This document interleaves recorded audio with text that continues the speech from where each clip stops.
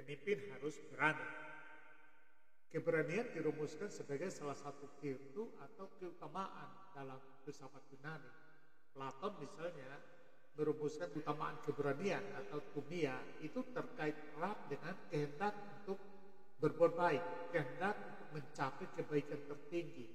Jadi keberanian tidak bisa dilepaskan dari kehendak, intensi, kemauan untuk mencapai kebaikan tertinggi. Oposisinya, lawan dari thumia atau keberanian adalah epithumia, di mana menggambarkan sifat-sifat yang melekat pada hal-hal duniawi, hal-hal yang remeh-temeh berkaitan dengan hawa nafsu, seks, kekuasaan, makan minum, dan sejenisnya. Sementara Aristoteles misalnya menekankan keutamaan keberanian adalah memilih titik moderat di antara dua titik ekstrem. Misalnya keberanian itu merupakan titik moderat dari sikap pengecut dan sikap nekat. Sikap pengecut itu adalah membiarkan hak-haknya dirampas, tidak bertanggung jawab dan sejenisnya. Sementara sikap nekat itu melakukan hal-hal yang ada di kemampuan, di luar kemampuan untuk mengendalikan risiko. Misalnya seorang rakyat biasa, rakyat jelata yang menghina raja. Ini namanya sikap nekat, perbuatan nekat. Seorang ABG biasa-biasa saja menghina preman. Ini namanya sikap nekat. Nah, keberanian adalah titik moderat di antara sikap pengecut dan sikap nekat. Maka ketika beberapa waktu lalu Presiden Jokowi cawe-cawe mengurus suksesi pemilu 2024, Pilpres 2024 dengan mencari calon pengganti yang berani, yang pemberani, ya itu sikap yang sangat tepat. Sebagai pemilih di Pilpres 2024, kita perlu mencari dan menemukan figur pemberani, figur calon presiden yang benar-benar pemberani. Tetapi sekali lagi tidak asal berani, melainkan berani dalam hal melakukan kebaikan bagi banyak orang. Jadi bukan pemimpin nekat atau pemimpin pengecut. Nah, beberapa hari terakhir ramai diskusi tentang seorang tokoh mahasiswa dan tokoh buruh yang seolah-olah menganggap dirinya berani dan menuduh Presiden Jokowi kebalikannya. Sepintas nampak tindakan seperti yang dia lakukan itu berani, betul. Tetapi sesungguhnya itu sikap nekat karena menghina martabat dan memakai lembaga negara. Bukan keberanian demikian yang kita butuhkan. Keberanian macam ini hanya mencari popularitas agar makin dipuja para mahasiswa dan buruh. Pujian dan aplaus bisa memberi energi lebih besar baginya untuk lebih nekat lagi. Tidak ada kemajuan atau kebaikan besar lahir dari perbuatan nekat macam ini. Lagi pula, wajah peradaban macam apa yang hendak kita bentuk lewat sikap-sikap nekat dan pengecut? Jenis keberanian yang kita perlukan bukanlah dalam arti berani merendahkan dan menyerang martabat orang lain, menghina dan mencaci maki. Keberanian yang kita perlukan adalah berani perjuangkan kepentingan negara tanpa merugikan kepentingan negara lain. Berani menegakkan harga diri dan martabat kita tanpa menyerang atau menurunkan harga diri bangsa lain. Berani berdiri sejajar dengan bangsa lain atas nama kemanusiaan yang beradab.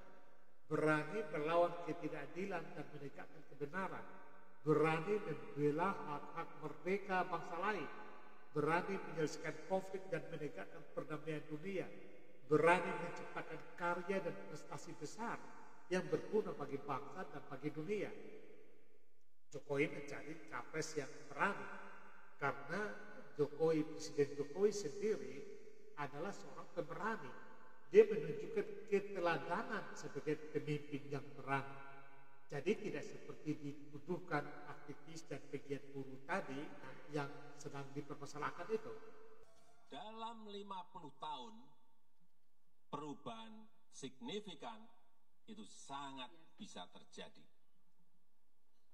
Jika kita berani, jika kita mau, dan jika kita punya nyali, jika kita punya nyali.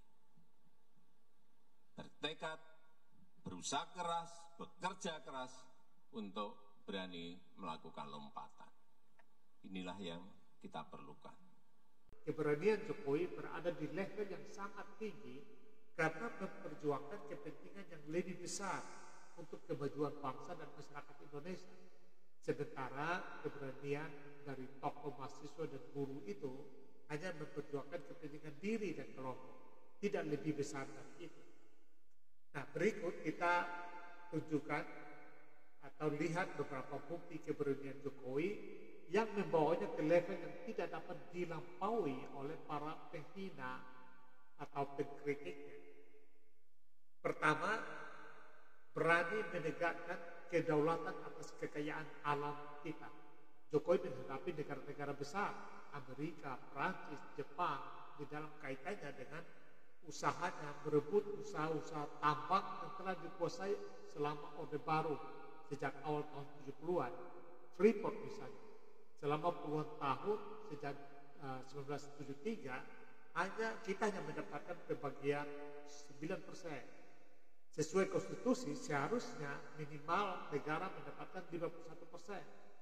Di pemerintahannya, Jokowi mengambil alih kepemilikan saham bagi negara, tidak hanya Freeport, tapi juga misalnya blok-blokan, Inalum, Newmont, di Nusra, NTB, dan sebagainya. Yang lain-lainnya masih dalam proses. Jadi prinsipnya di sini adalah Jokowi berani merebut kembali hak negara untuk mengelola sumber daya kita dengan kepemilikan minimal 51%. Yang saya terima memang semuanya menakutkan. Menakutkan semuanya. Nanti Papua akan goncang, Papua akan lepas.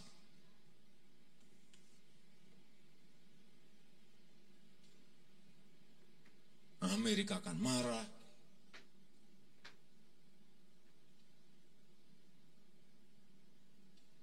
Sampai 3 tahun kita kerja ini.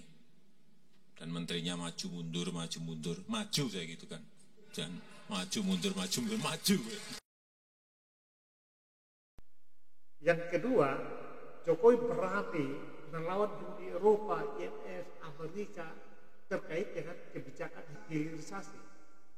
Esensinya di sini Indonesia ingin mengelola sumber daya alam kita agar memberi keuntungan lebih besar bagi rakyat dan negara. Sementara Uni Eropa ingin agar kita menjual bahan mentah agar mereka yang lebih banyak mendapatkan keuntungan. Konstitusi kita memerintahkan agar sumber daya alam digunakan sebesar-besarnya untuk kepentingan rakyat Indonesia. Ini terbukti dengan hilirisasi dari nikel. Nikel saja ya, kita memperoleh peningkatan keuntungan hingga 700% dari sebelum dihilirisasi. Bayangkan kalau Presiden bisa hilirisasi produk lain seperti bauksit, hasil laut, pertanian, perikanan, dan seterusnya, sudah dapat dipastikan bahwa keinginan kita untuk menjadi negara maju akan cepat terwujud. Itu sebabnya kita benar-benar membutuhkan pemimpin berani seperti Presiden Jokowi. Kamu tarik kita ke WTO gara-gara kita stop kirim raw material, enggak. Dengan cara apapun akan kita lawan. Yang ketiga, Jokowi berani melawan mafia-mafia bisnis dan koruptor yang sudah lama terbiasa dengan menggunakan, memanipulasi aturan-aturan yang ada untuk merampok kekayaan negara demi keuntungan pribadi dan kelompok.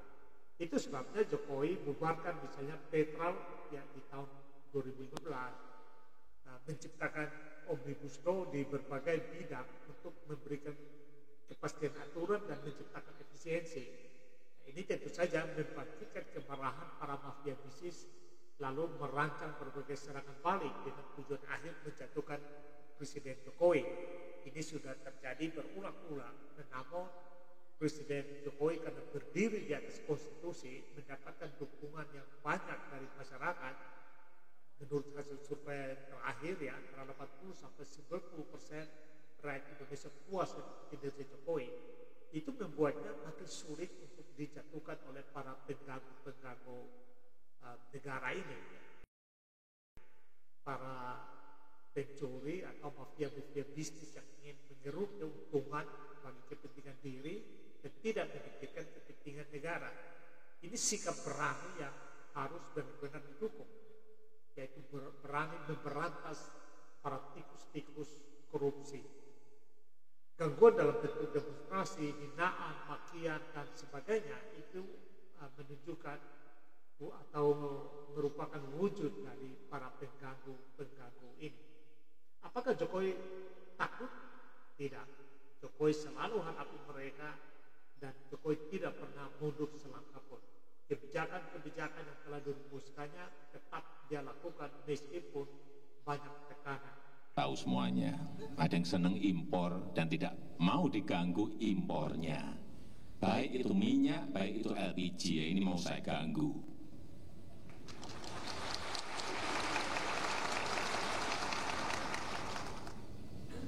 Saya tahu yang impor siapa sekarang. Yang saya sudah sampaikan, kalau mengganggu acara B20, mengganggu acara B30, mengganggu tadi yang urusan DME, urusan polipropilin, hati-hati. Pasti akan saya gigit orang itu. Yang keempat, Jokowi berani menegakkan ideologi negara dengan membubarkan organisasi-organisasi seperti HTI, FPI yang terang-terang menentang Pancasila dan ingin menegakkan negara khilafah. Kelompok ini dipelihara di era SBY sehingga sudah terlanjur menguasai banyak sektor, mulai dari institusi pendidikan, keuangan dan perpajakan, bahkan kepolisian dan militer. Itu membuat mereka percaya diri dan terang-terangan mengkampanyekan negara khilafah serta menentang pemerintah yang sah. Kekuatan massa sering digunakan sebagai alat untuk menekan dan mempengaruhi kebijakan serta memaksakan kehendak pada negara dan masyarakat Indonesia. Tanpa takut, Jokowi membubarkan mereka dan meski masih menghadapi berbagai bentuk gangguan, ia terus hadapi tanpa rasa takut. Sekali lagi perlu saya sampaikan bahwa tidak ada tempat bagi mereka yang tidak mampu bertoleransi di negara kita Indonesia.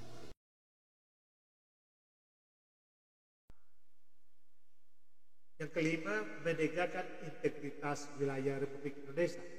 Jokowi masuk ke Duga, daerah-daerah perbatasan Laut Cina Selatan, Hambalang. Di era Menteri Pujiastuti, dengan perkenanan Presiden Jokowi, ia menempati kapal-kapal ikan negara lain yang berani mencuri ikan di perairan kita. Jokowi tegas terhadap Cina, Malaysia, Singapura, dan sebagainya, meski tetap berteman secara akrab. Jadi pertemanan tidak mengganggu sikap kritisnya untuk tegas terhadap pelanggaran atas wilayah kita. Di Papua, saya pengen sekali ke kabupaten yang namanya Duga. Karena ada informasi yang datang ke saya, Pak, Bapak datang ke Duga, Bapak nanti akan kaget. Loh, kenapa kaget? Ya Bapak pergi saja. Terus saya minta, saya perintah saat itu, saya mau ke Duga. Saya mau ke Kabupaten Duga.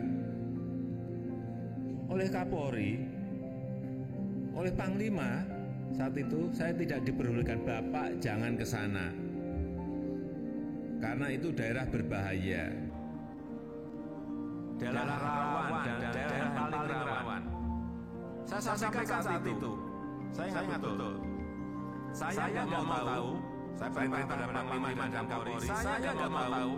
Pokoknya 2 hari lagi saya akan ke Duga. Urusan keamanan itu urusanmu. Masih ada bentuk keberanian lainnya dari Presiden Jokowi, misalnya membela kemerdekaan bagi bangsa Palestina di forum-forum dunia berani mengupayakan perdamaian dengan mengunjungi negara-negara yang berkonflik dan berperang seperti Afghanistan, Ukraina, Rusia, juga berani membangun infrastruktur di berbagai pelosok negeri meski banyak dikritik karena dianggap tidak efisien. Membangun Trans Papua misalnya itu sangat tidak efisien karena penduduknya sedikit. Tetapi Jokowi berargumen bahwa membangun infrastruktur itu tidak semata-mata menggunakan logika ekonomi, melainkan logika politik, yaitu mempertimbangkan asas keadilan sosial dan persatuan nasional. Itu yang dimaksud dengan berpikir besar. Membangun ibu kota baru yaitu IKN juga merupakan sebuah sikap berani karena membutuhkan biaya yang tidak sedikit. Tetapi dengan membangun IKN ibu kota baru itu kita membentuk Indonesia, merubah wajah Indonesia mencapai sebuah peradaban yang besar, peradaban yang tinggi untuk membangun diri sebagai negara maju dan disegani dunia. Bandingkan saja keberanian apa yang telah dilakukan oleh para penghina Presiden Jokowi. Prestasi besar apa yang telah mereka lakukan bagi kepentingan bangsa dan rakyat Indonesia. Kalau keberanian dan kinerja Jokowi itu telah diakui dunia. Seorang profesor dari Singapura bernama Kishore Mahbubani memaparkan tulisan berupa pujian untuk Presiden Joko Widodo. Mahbubani menulis artikel berjudul The Genius of Jokowi dan menceritakan capaian Jokowi selama menjadi Presiden Indonesia. Indonesia can be part of a much larger wave of growth and development in Asia. But for that to happen, poin penting yang disampaikan peneliti Singapura itu adalah Jokowi mampu menjaga stabilitas politik, bahkan menyatu dengan lawan politiknya. Tulisan Mahbubani dipublikasikan pada 6 Oktober 2021. Bahkan, Mahbubani sampai menyebut tidak dapat disangkal Jokowi adalah pemimpin paling efektif. Kishore Mahbubani menyatakan keberhasilan Presiden Indonesia Joko Widodo layak mendapat pengakuan dan penghargaan yang lebih luas. Jokowi memberikan model pemerintahan yang baik yang dapat dipelajari oleh seluruh dunia. Bisa saja para pengkritik atau penghina Jokowi akan mengatakan mungkin Profesor Kishore Mahbubani adalah profesor ecek-ecek seperti sejumlah profesor di Indonesia yang kerjanya memang hanya mengecek-ngecek, menghujat-hujat tanpa pernah menunjukkan prestasi. Tunggu dulu kawan, mari kita lihat prestasi dari Kishore Mahbubani. Kishore Mahbubani, orang yang menulis soal Jokowi Genius adalah profesor di Asia Research Institute, National University of Singapore. Profesor Mahbubani pernah mendapat sejumlah penghargaan, antara lain 50 pemikir dunia terbaik dari majalah Prospek tahun 2014, lalu 50 intelektual teratas di dunia dari Financial Times tahun 2009, dan 100 intelektual publik dunia dari Foreign Policy and Prospect tahun 2005. Masih banyak pujian, penghargaan, penghormatan, kekaguman dari pemimpin-pemimpin negara lain terhadap Jokowi yang mudah Anda temukan di YouTube. Jadi prestasi, kinerja, capaian Jokowi itu mendapatkan pengakuan luas, tidak hanya dalam negeri, tetapi juga di luar negeri. Standing next to me is one of the most important leaders and role models in the world today. I'm so honored to be with him. Sementara keberanian dan prestasi mereka, para pengkritik yang penghina, siapa yang telah mengakui mereka? Kalau bukan hanya teman-teman mereka yang mengakuinya. Jadi di sini kita bisa membandingkan siapa yang berani secara tulen, berani dalam pengertian yang sebenarnya, yaitu berani melakukan hal-hal yang baik bagi banyak orang, dan siapa yang hanya berani memperjuangkan kepentingan kelompoknya, kepentingan dirinya demi popularitas. Jadilah pemimpin yang berani untuk memajukan peradaban dan martabat bangsa Indonesia.